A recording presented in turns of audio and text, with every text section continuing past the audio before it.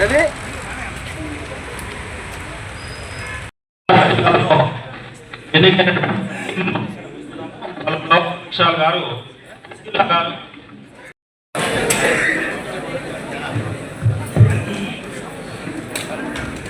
తర్వాత ఆంధ్రప్రదేశ్ ప్రభుత్వ ఉద్యోగ సంఘానికి పెన్షన్ అసోసియేషన్ కూడా ఒకటి ఏర్పాటు చేశాము. కడప జిల్లాలో 240 ఓట్లు ఉంటే సరే వీళ్ళందరూ రికమెండేషన్ ఎందుకు, పిల్లలు మన వాళ్ళు మనకు తప్పకుండా ఓట్లు వేస్తారంటే ఏపీ ఎన్జిఓస్ నుంచి అన్ని జిల్లాల నుంచి అందరూ వచ్చి మమ్మల్ని ఎంతో భయభ్రాంతులు చేస్తారు. అయినా కూడా ఆత్మవిశ్వాసంతో మేము నిలబెట్టిన ఈ టీవీని ఇచ్చాము. అట్లాంటి లేట్ ఎక్కి మీడియా సమావేశానికి దయచేసి అంటే యాజ్ ఎ లీడర్గా మా వెనకలుండి మాకు మా ప్రిస్కిల్లా సిస్టర్ జ్యోతిమణి అక్క ఎంతో సపోర్ట్ చేశారు. గౌరవభావంతోనే ప్రవర్తిస్తారు. ఏ చిన్న పొరపాటు జరిగినా మీ కుటుంబ సభ్యులకి నా మాటగా చెప్పమని మిమ్మల్ని కోరుకుంటా ఉన్నా.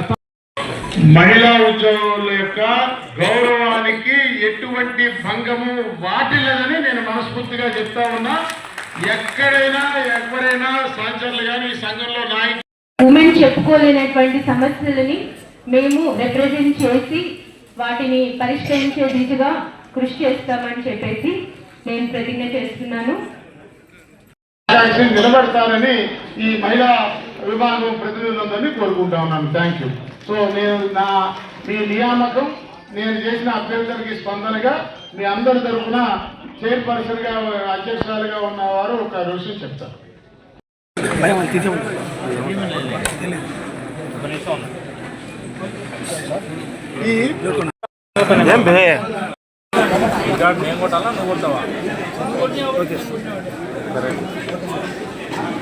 గడప పాత్రికేయ మిత్రులందరికీ హృదయపూర్వక నమస్కారం.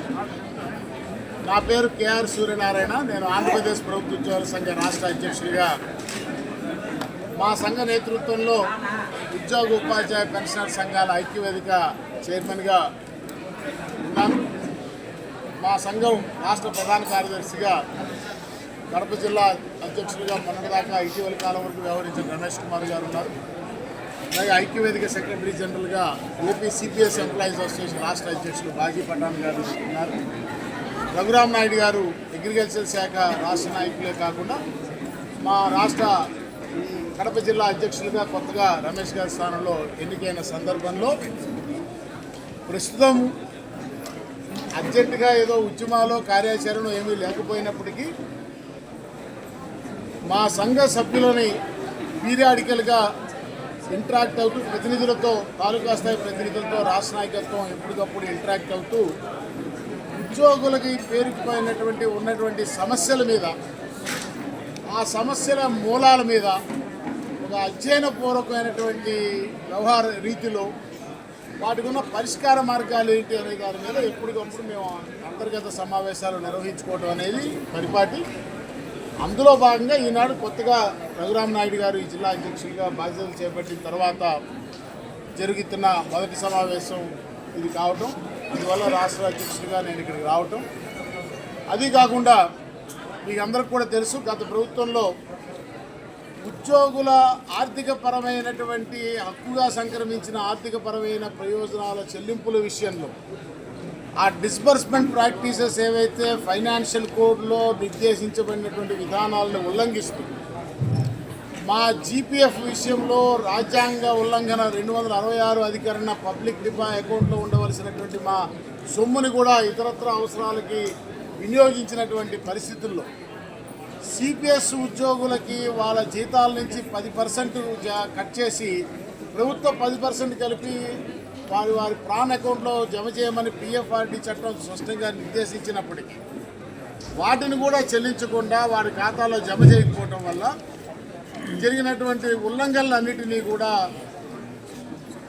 అనేక దఫాలు నాటి ప్రభుత్వం దృష్టికి తీసుకువెళ్ళి ఆఖరికి జీతాలు పెన్షన్లు చెల్లింపు కూడా అది 1వ తారీఖు కాకుండా ఏదో రాజుగారి దయా ప్రభుల వారి భిక్ష కింద మారిపోయిన పరిస్థితుల్లో గత్యంతరం లేక మా ఆర్థికపరమైన చెల్లింపుల వ్యవహారాలని చట్టబద్ధం చేయమని ప్రభుత్వాన్ని ఆదేశించండి అని కోరుతూ నాటి గవర్నర్ గారిని కలిసేమని చెప్పి ఆ డెలిగేషన్కి నాయకత్వం వహించానని చెప్పి నన్ను, నా సంఘాన్ని, నేను ప్రాతినిధ్యం వహిస్తున్న సంఘాలని, నా కుటుంబాన్ని, నా సహచరుల్ని అందరినీ ఊచకోత కోసి ప్రభుత్వం మా మీద ఒక దమనకాండకి పాల్పడింది. నాటి ప్రభుత్వం నన్ను ఫిజికల్గా ఎలిమినేట్ చేయమని కూడా ఆనాటి ప్రభుత్వము కోరుకున్నది. తప్పుడు కేసులు పెట్టి బనాయించి నా మీద నేను నాకు యాంటిసిపేటరీ బెయిల్ కింద కోర్టులో రాని పరిస్థితుల్లో నేను ఆఖరికి కుటుంబానికి దూరంగా అజ్ఞాతంలో ఉండాల్సి వస్తే నా భార్య, కూతురు, కుటుంబాన్ని కూడా ఇద్దరు ఆడవాళ్ళు ఉన్నటువంటి ఇంటిలో అర్ధరాత్రి 2-3 గంటల వరకు కూడా మగ పోలీస్ అధికారులు సెర్చింగ్ పేరు మీద నానా ఇబ్బందులకు గురి చేసి నా ఇంటి చుట్టుపక్కల వాతావరణాన్ని కూడా ఒక పాకిస్తాన్ టెర్రరిస్ట్ తీవ్రవాదిని వేటాడినట్టుగా నన్ను వేటాడినటువంటి పరిస్థితుల్లో ఒక రకమైనటువంటి భయానక వాతావరణాన్ని, అంటే ఉద్యోగస్తుల్లో, ఉద్యోగ సంఘాల నాయకుల్లో మీ హక్కుల కోసం మీరు గొంతెత్తితే మేము ఇచ్చింది, అంటే ఈ రాష్ట్రంలో నేను 36 సంవత్సరాలు బట్టి ఉద్యోగ సంఘ నాయకుడిగా ప్రాతినిధ్యం వహిస్తూ 40 సంవత్సరాల సర్వీస్ పూర్తి చేసుకుని all India taxation officers and employees ఫెడరేషన్కి జాతీయ అధ్యక్షుడిగా ఉంటూ జిఎస్టీ 1 నేషన్ 1 ట్యాక్స్ వచ్చే సందర్భంలో జరిగిన రాజ్యాంగ సవరణ బిల్లు మీద దేశవ్యాప్త చర్చకి, సమావేశాలకి నాయకత్వం వహించినటువంటి ఈ దేశంలోనే సీనియర్ మోస్ట్ ఉద్యోగ సంఘ నాయకుడైన నన్ను ఆ రకంగా నిర్బంధించి వెంటాడడం ద్వారా ఈ రాష్ట్రంలో ఉద్యోగులు కానీ, సంఘాలు కానీ ఎవరు కూడా మిగతా ప్రజల సంగతి ఎలా ఉన్నా మేము ఏనాడు ఇన్నేళ్ల మా చరిత్రలో we have never tainted political colours.